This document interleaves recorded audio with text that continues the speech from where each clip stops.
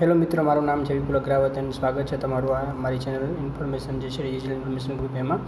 તો હરરોજ નવી નવી ઇન્ફોર્મેશન લેવા માટે, થોડુંક અપડેટ લેવા માટે અને થોડું ઘણું નોલેજ વધારવા માટે અમારી ચેનલને શેર કરો, સબસ્ક્રાઈબ કરો અને લાઇક કરો. તો ચલો આપણે થોડુંક નવું આજે શીખીએ કે જે કોરોનાની મહામારી છે એમાં થોડું આપણે એક નવું એક આર્ટિકલ લઈને આવ્યો છું. મારી પાસે એક લેખ મળ્યો તો હું તમને સમજાવવાની કોશિશ કરીશ કે જે રીતે અત્યારે મહામારી કોરોનાની હાલી રહી છે, બરાબર છે. કોરોનાને કારણે ગંભીર બધી વસ્તુઓ થઈ રહી છે. અત્યારે બહુ મોટા મોટા દેશોમાં પણ આવે પરિસ્થિતિ થઈ ગઈ છે. એક દેશ માટેની તકલીફ નથી, આખા દેશ વિદેશમાં થઈ રહ્યું છે. ઠીક છે, તો આપણે લડવા માટે શું કરવું જોઈએ અને રાજ્યો જે છે, અલગ અલગ દેશો છે, રાજ્યો છે, કઈ રીતે લોકોને સપોર્ટ કરી રહ્યા છે અને આપણા દેશમાં બી ઘણું સારું છે. તો બસ હું તમને એટલું કહેવા માગીશ કે જે સરકાર છે પોતાની રીતે થોડી ઘણી સહાય કરે અને મધ્યમ વર્ગના લોકો છે એને બી સપોર્ટ કરે, થોડા ઘણા માફ કરે નિર્ણયો અને થોડી ઘણી સપોર્ટ કરે.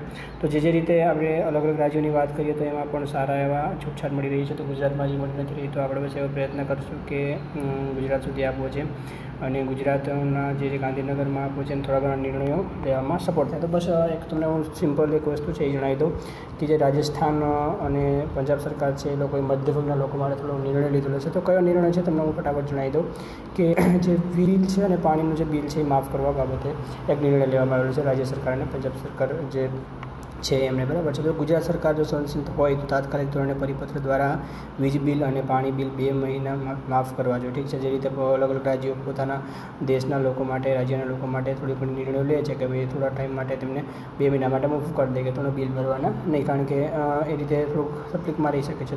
તો હું તમને સમજાવી દઉં કે એ લોકો શું કહેવા માગે છે કે આજની જે કોરોનાની મહામારી છે તે અત્યંત વિકટ પરિસ્થિતિને આપણે સામનો કરી રહ્યા છે. તેમાં મધ્યમના લોકો છે તેને ભારે મુશ્કેલી પડી રહી છે. આવામાં રાજસ્થાન સરકાર અને પંજાબ સરકાર છે એ લોકોએ મધ્યમના લોકો માટે, ગરીબ જે લોકો છે એમના માટે ખૂબ જ સરસ પ્રશંસનીય એક સહાય બનાવી છે, એક નિર્ણય બનાવ્યો છે, એક મેથડ બનાવી છે, જેની અંદર જે વીજ બિલ છે અને પાણી બિલ છે એ માફ કરી દેવા બાબતે એમને એક નિર્ણય લીધો છે.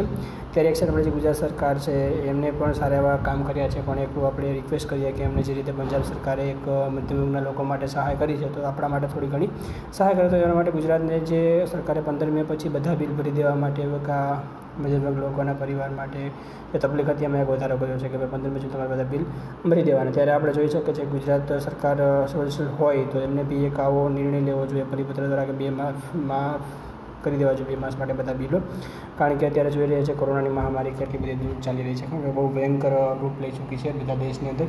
તો આપણે બી એને સપોર્ટ કરી શકીએ એ રીતે થોડું ધ્યાન રાખવું પડે.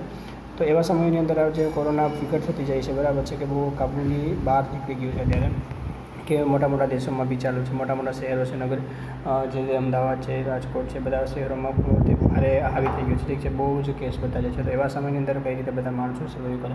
ઠીક છે, તો બસ એટલે આપણે રાજ્ય સરકારને વિનંતી કરી શકીએ કે 2 મહિના માટે માફ કરી શકીએ, જે રીતે પંજાબ સરકારે કર્યું છે. ઠીક છે, તો આપણે સપોર્ટ થઈ શકે છે એમ.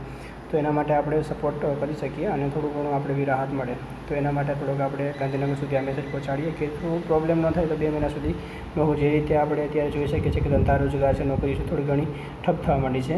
તો એના કારણે થોડુંક પ્રોબ્લેમ આવી શકે છે. ઠીક છે, તો ગુજરાત સરકારને પણ વિનંતી કરીએ કે જે રાજસ્થાન સરકાર અને પંજાબ સરકારે આવો નિર્ણય લીધો છે તો આપણે પણ એવું લઈ અને થોડુંક નિર્ણયમાં લઈ અને થોડુંક આપણે સહાય બનીએ. તો મને એવું લાગે છે કે તમને આ વિડીયો સારો લાગ્યો હશે. તો બસ આ વિડીયોને શેર કરો જેથી કરીને આગળ લોકો સુધી પહોંચે, લોકો અવેર થાય અને તો બસ એટલું જ જણાવવાનું કે આ મહામારીથી બચો. Stay home.